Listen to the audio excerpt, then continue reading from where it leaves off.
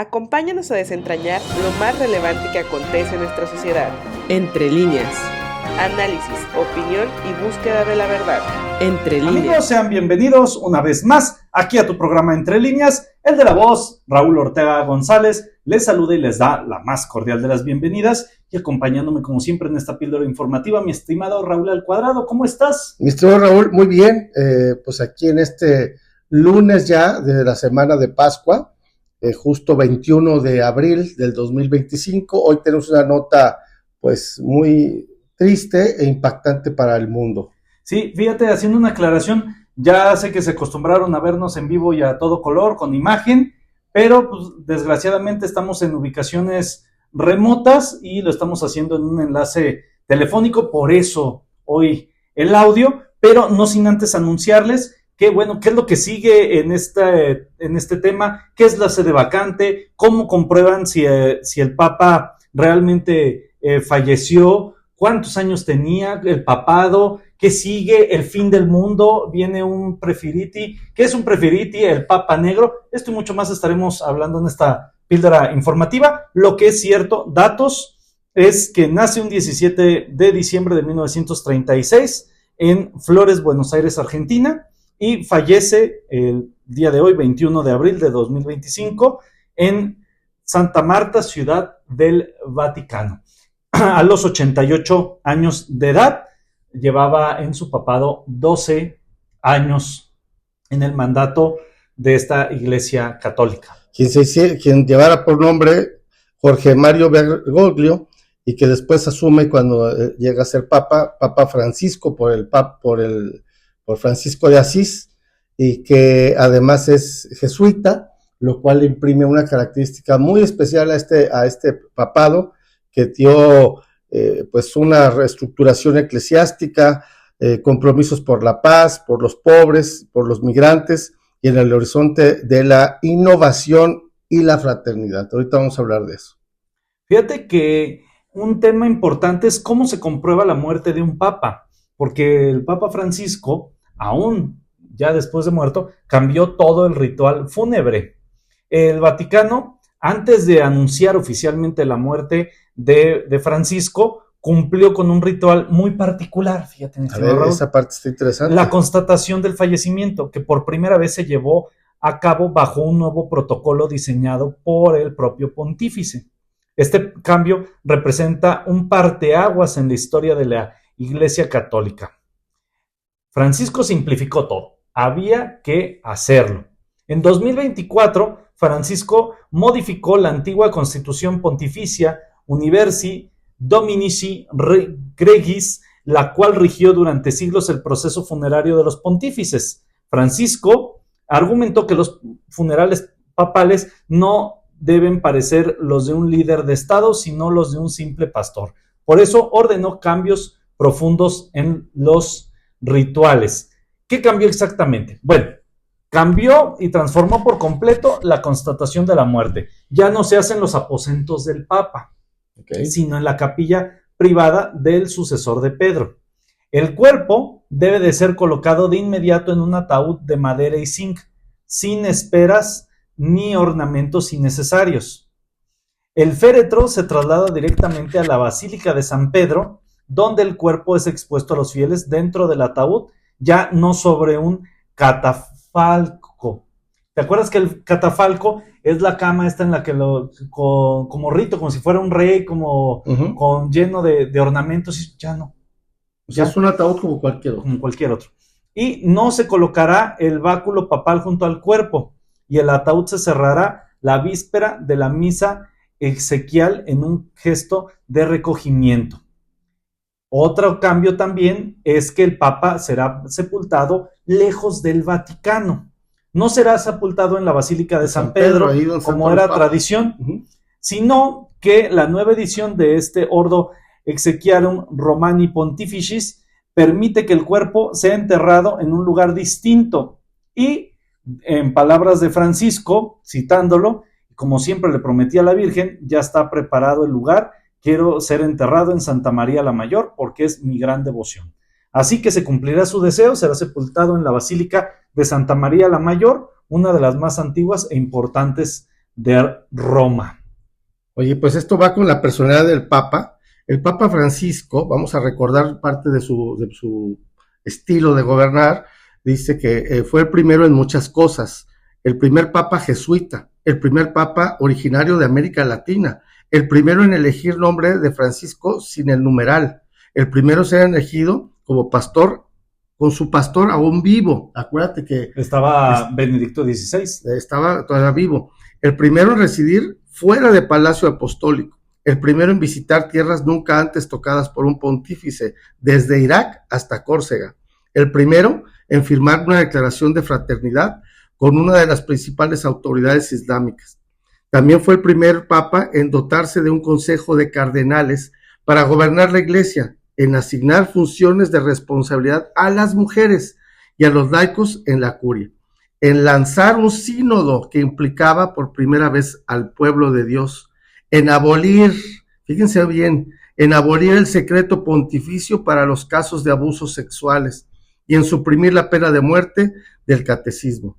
El primero, una vez más, en dirigir la iglesia mientras el mundo no hace estragos una guerra, sino muchas, pequeñas y grandes, libradas a pedazos en distintos continentes. Una guerra siempre es una derrota, decía el Papa, como lo repitió más de 300 llamadas, incluso cuando le faltaba la voz, que ocuparon todos los últimos pronunciamientos públicos desde el estallido de la violencia, tanto en Ucrania como en Medio Oriente.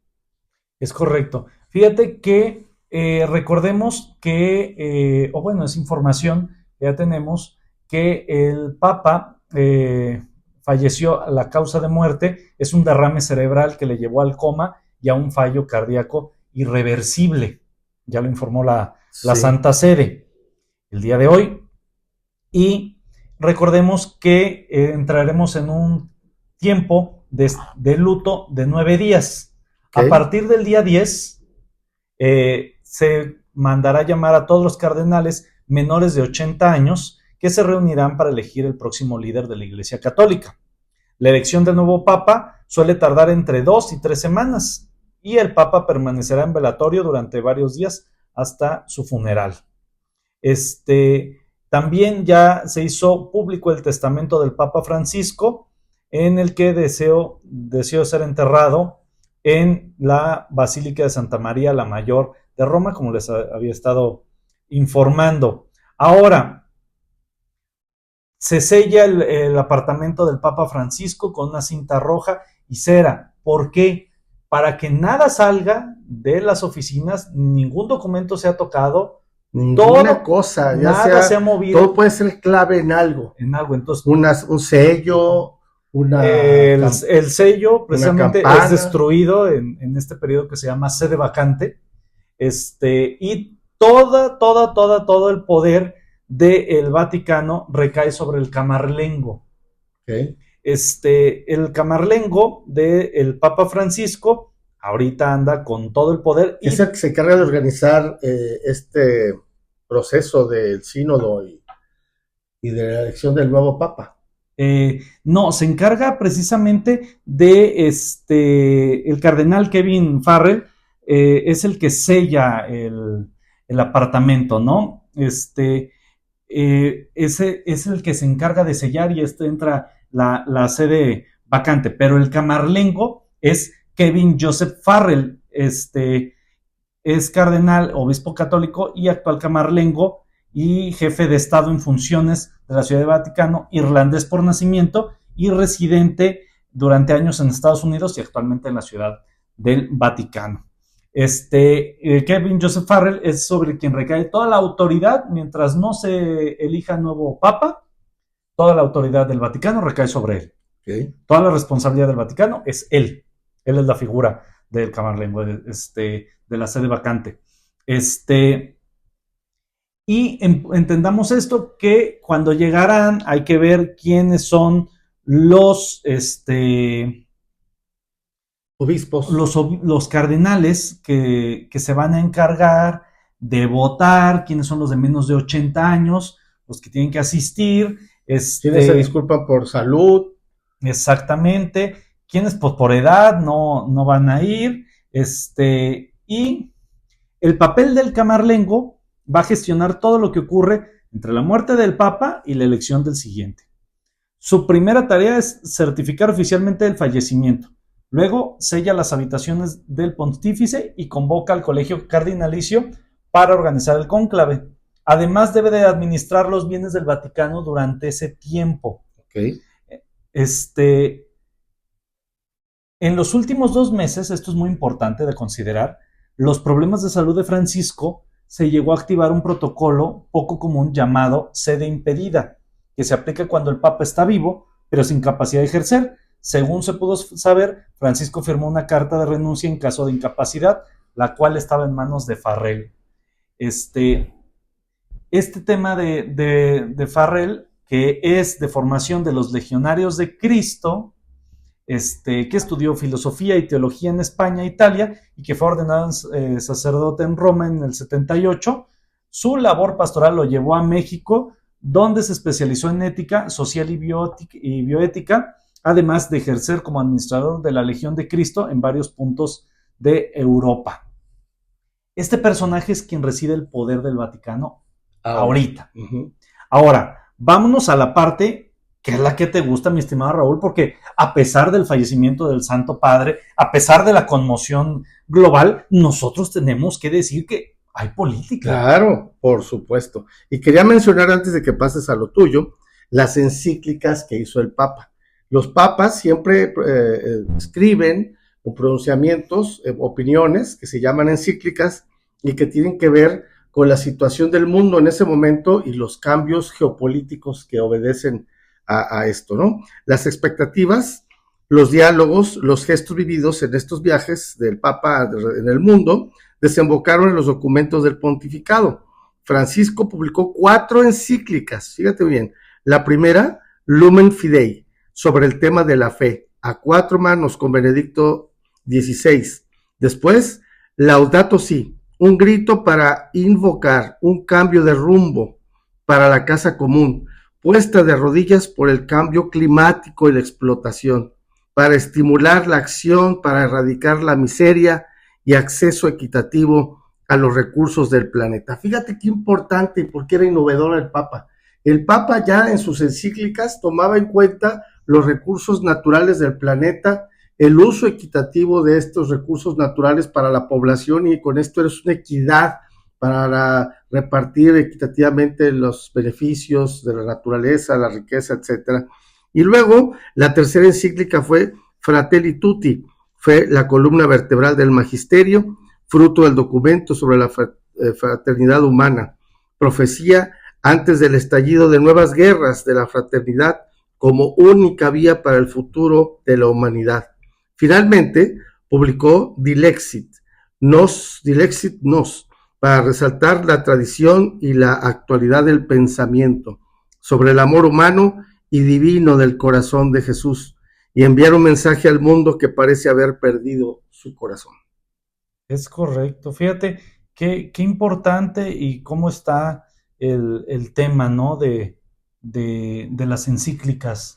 ¿Sí? Y muy chambeador, porque... Les voy a decir qué tan importante puede ser una encíclica. Hay por ahí de Juan Pablo VI, antes de Juan Pablo VI, que era el Papa Pío XII, que una encíclica muy famosa fue la Rerum Novarum. Esa encíclica es el fundamento de la constitución política de México y de muchos países, porque en la Rerum Novarum el Papa ponía ahí que debería haber la igualdad en el trabajo, igualdad salario para igualdad de trabajo. Había que tener día de descanso en la semana, había que tener jornadas con horarios justos de 8 horas, porque antes se trabajaba de sol a sol. Decía que el trabajo no era para los niños, debería haber una edad mínima para poder tener trabajos, porque los llevaban a las minas a niños de 6, 7 años. Había una serie de condiciones de libertad de tránsito, libertad de expresión, la libertad a la vida, la libertad a la educación, el derecho a todas estas cosas, venían en la encíclica Rerum Novarum. Y a pesar de todo, a pesar del marxismo que en ese momento estaba en el mundo también apoderándose y llegando a las conciencias de mucha gente, se encontró con que pedían lo mismo.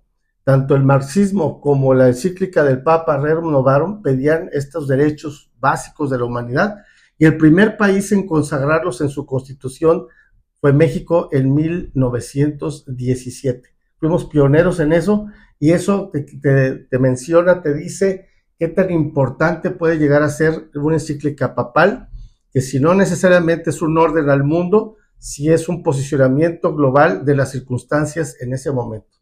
Sí, sí. Entonces llega a impactar definitivamente a escala global. Y fíjate, mi estimado Raúl, que bueno, lleguemos ya a la parte de la realpolitik, porque esta sí es la realpolitik.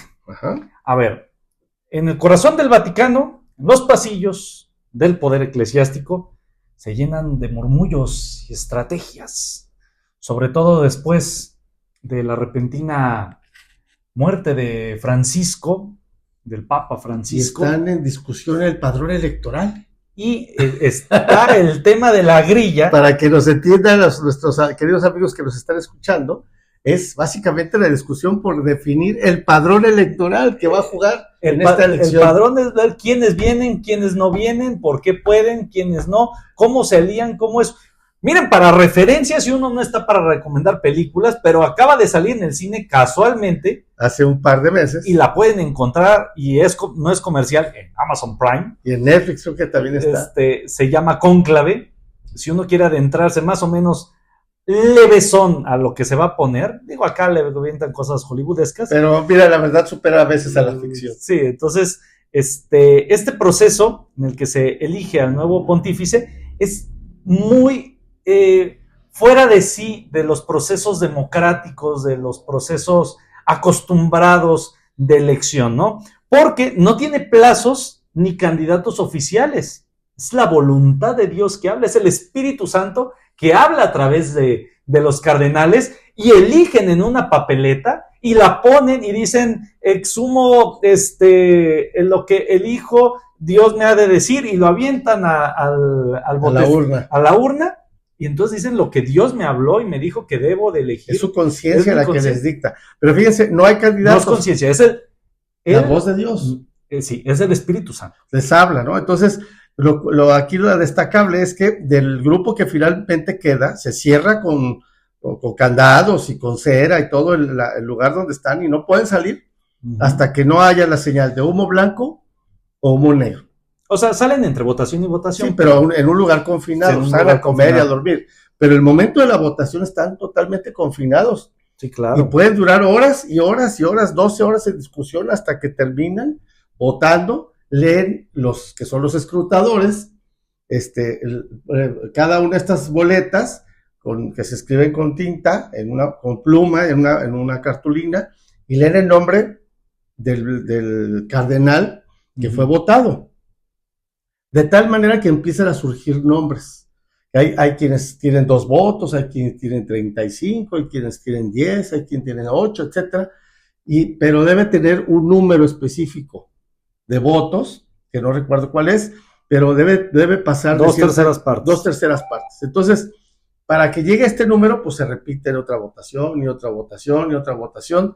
Y en esos momentos donde se termina la votación, sale que hay humo negro, todavía no se define quién es el Papa, entre los pasillos, entre el desayuno, la comida, o antes de dormir, los comentarios entre los obispos. Y ahorita vamos a decir quiénes son los preferidos. Ahí empiezan a platicarse, a comentarse, a ver sus puntos de vista, y empiezan a cambiar los números de las boletas, y cada vez se empieza a ver algunos con mayor cantidad de votos y otros descartados, ¿no? Y bueno, México tiene 2. Pero no son preferidos. 2, no, bueno, pero pues va por México. Es como las Olimpiadas. A lo mejor no ganamos la medalla de oro, pero pues tenemos 2 representantes y vamos a jugar, ¿no? Tenemos al Papa.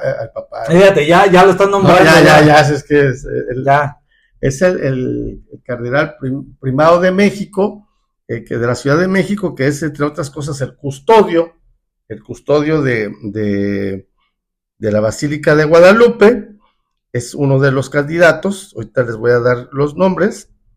Y está nuestro cardenal de aquí de Guadalajara, Robles. Ortega, que es uno de los que va a estar allá seguramente por la edad, por el estado de salud, por su posición en la iglesia, importante, va a estar ahí votando, ¿no? Claro. Va a ser de los que va a poner con su manita y con letra y va a estar votando, allá por quién va a ser el Papa, ¿no? Claro.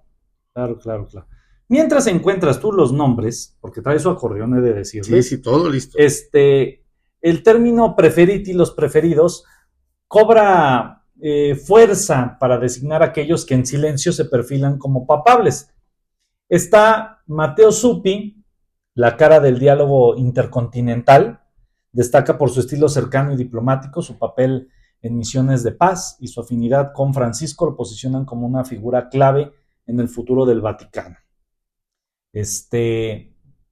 Zuppi, cercano al carisma de Francisco, representa una línea aperturista con experiencia en misiones diplomáticas y gran ascendencia en Europa Occidental. Está también Peter Erdő, el peso doctrinal del europeo, cardenal húngaro, se perfila como un defensor de las raíces doctrinales, o sea, conservador. Su liderazgo entre minorías católicas le da un peso singular en el europeo. Qué bueno que acabas de mencionar esta característica de este cardenal, porque lo que se está jugando en el Vaticano es la parte como de izquierda progresista del jesuita Papa Francisco, con o contra el conservadurismo. Lo tradicional. Lo tradicional, ¿no? Otra vez, volvemos a los conservadores, como decía, hay un expresidente, Andrés Manuel López Obrador, los conservadores contra los liberales. Es lo que está en juego. La posición liberal de todas estas reformas que hizo el Papa Francisco contra el grupo de los tradicionales. Y bueno, Peter Erdő es una de las cartas más fuertes del ala conservadora. También está Luis Antonio Tagle, El puente con Asia y El mundo pobre. El cardenal filipino Tagle destaca por su cercanía con los pueblos más vulnerables y su carisma popular. Antiguo arzobispo de Manila y actual prefecto del Dicasterio para la Evangelización, es uno de los pocos cardenales asiáticos con proyección global. Ha sido clave en la renovación de la curia, y representa una iglesia misionera y sensible para los excluidos. A ver, déjame nada más decir los papas. ¿Ves? Ya los papas, ya los tiene, ya. No, a la Minerva. Los mexicanos que van a estar ahí, que son Carlos Aguilar Retes, que es el que decía que es el cardenal primado de México, y el cardenal Francisco Robles Ortega, ¿no? Que es de Jalisco. Entonces, ellos dos son los mexicanos que van a estar ahí en este cónclave, votando para elegir al nuevo papa. Y si en una de esas Dios habla que sea mexicano, pues ni modo, ya es el tiempo de México. Es el tiempo. Pero bueno, seguimos. ¿Qué haría usted con un papa mexicano? Ahora sí traería esa porra de el nuevo papa, como se llame, fulanito, sutanito, ¿eres mexicano? Sí, debería ser, ya es mexicano. Pero imagínense nomás qué maravilla. Pero bueno, sigamos con la triste. Se vale soñar. Con la realidad. Está Jean-Claude Holrich, el jesuita de Luxemburgo, arzobispo de Luxemburgo y relator general del sínodo sobre la sinodalidad.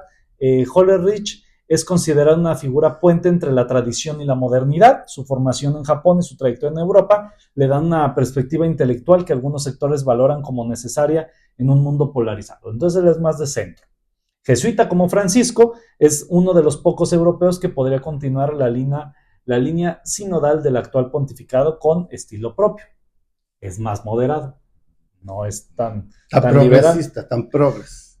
Está Christopher Schönborn, el intelectual que no se descarta, a sus 79 años, jovenazo, rayando en la edad de los chavalos para entrar. Sí.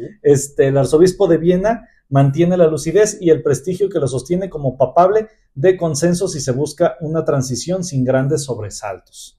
El arzobispo de Viena es uno de los nombres que aún circulan con respecto entre los papabili teólogo dominico, fue uno de los principales redactores del Catecismo de la Iglesia Católica y goza de una reputación impecable. Raúl, ¿cuándo crees que estaremos ya viendo el humo blanco? Bueno, estamos a 10 días, 9. Estos son de 9 de la entrada. Bueno, ya nos quedan 8 de luto, uno más, estamos a 9, para que sean los 10. Estaríamos hablando, yo calculo que este pontificado, es que quiero terminar de darlos por un tema. Ahorita les digo el por qué creo que va a ser uno de los más tardados. Creo que va a ser de las elecciones cardenalicias más tardadas. Va a estar muy discutido. Creo que puede inclusive aventarse, estaremos hablando de casi 2 meses de elección papal. Dentro de estos que estuviste mencionando, hay una versión que corre, rumores, que se va a elegir el Papa Negro. Sí. ¿Es cierto esto? ¿Alguno de estos es papable? Déjenles cuento. Está Jean-Marc Avelin, es francés. Este cardenal Avelin, de 65 años, representa una alternativa que gana simpatías en el entorno europeo. Otro chavalo. Ha dicho que la convivencia entre culturas y religiones, su principal eje de acción pastoral, es su experiencia en una ciudad tan diversa como Marsella, Francia. Ha reforzado su imagen como líder capaz de enfrentar los desafíos del multiculturalismo religioso. Él es moderado, no es ni muy, ni tan. Está también Carlos Castillo Matasoglio, es la carta peruana en el Vaticano. Bien. Seguimos teniendo latinoamericano, sí, dentro de los preferiti. Es el arzobispo de Lima, que ha ganado terreno dentro y fuera de Perú por su visión pastoral centrada en los excluidos y la defensa de una iglesia cercana a la calle. Nombrado por Francisco en el 2019, se ha alineado con el espíritu del Concilio Vaticano II y con las reformas promovidas por el actual Papa. Aunque no figura entre los nombres más mencionados, su participación en foros y su perfil teológico lo han colocado como una figura a observar. Ahora, me preguntan ustedes, ¿hay algún preferiti de color? No. Oye, pero ¿por qué están diciendo que viene y que ya será Nostradamus, hijo, y que de tierras lejanas y que... Te lo pregunto porque hay muchos medios que lo están diciendo, pues con una especie de morbo, espantando a la gente. No, pues ¿qué espantar qué? Y pues que ya es el fin del mundo y que se va a elegir el Papa Negro, como si ya fuera un hecho. Lo anuncian como si ya estuviera decidido, que no sirviera de nada el cónclave, como si no se saltaran eso y decidieran directamente. Entonces, bueno, pues esa es la pregunta que el público se hace y que tú como experto que tienes ahí hiciste todas tus anotaciones, tu investigación, nos puedes decir si es cierto esto que va a haber Papa Negro o no. Sí, entonces, pues que si será Francisco la figura que anunció Nostradamus, que un papa de tierras lejanas y después vendrá un papa de color, y que eso fue lo que dijo Malaquías y toda la onda. Pues miren, la mera verdad, no, sí hay figuras dentro de los africanos que se discuten y son nombrados, pero hoy por hoy la política se discute entre los nombres que les di. Y son europeos. Uno peruano. Un peruano que por ahí se anda colando, un asiático que está dentro del top, pero si les quiero volver a decir la lista de los preferiti que siguen siendo los nombrados. Está Supi, está Erdó, que sería entre Erdó, Supi y Tagle. Y son europeos. No, Tagle es el peruano. es el asiático. Y podría estar Schönborn o Holrich también dentro de ellos, y Jean-Marc Alvin, que es el francés, y hasta ahí, ¿no? Y Matasoglio lo meten como muy a fuerzas, es como el empuje latinoamericano que se están haciendo revuelo. Recordemos que la elección del cónclave no está sujeta a la cantidad de publicidad que haga, no es una no es una guerra de comunicación. Sí, no hay como el las cónclave. campañas aquí en México que van tocando la puerta, dan su volante, Ajá. o a ver quién tiene más Facebook. Sí, ¿no? ¿Quién tiene más likes y eso? No, entonces es un tema que más allá es analizar sus trayectorias, de lo que nos, sus estilos. Sí, y la voluntad de Dios, ¿no? A lo que voy es que dejando de lado el programa como normalmente es, que hacemos mofa y burla y chacota, que sí le hicimos ahorita en un momento, lo que es cierto es que hablará la voluntad de Dios a través del Espíritu Santo, a través del Colegio Cardenalicio, y elegirá a quien consideren el sucesor. Recordemos que no siempre los preferitis salen como papas, entonces todo puede pasar. Es un albur. Si Francisco no era preferiti. Y entonces. Y ya salió. Y no sabemos qué vaya a pasar. Esta es de las mejores cosas que uno puede atestiguar, desgraciadamente después de un fallecimiento, pero en el análisis, en cómo se mueve, cómo son los estires y aflojes de la Iglesia Católica, es espectacular, es fenomenal, porque la política se maneja a un nivel es geopolítica. De detalles, de simbolismos, de maneras de saludar, maneras de caminar, dejar pasar a alguien, sí, no, quién se sienta, cómo comen, con quién comen, qué dejan de hacer. Y toda esta política es sin hablar, sin decir vota por mí. Es todo un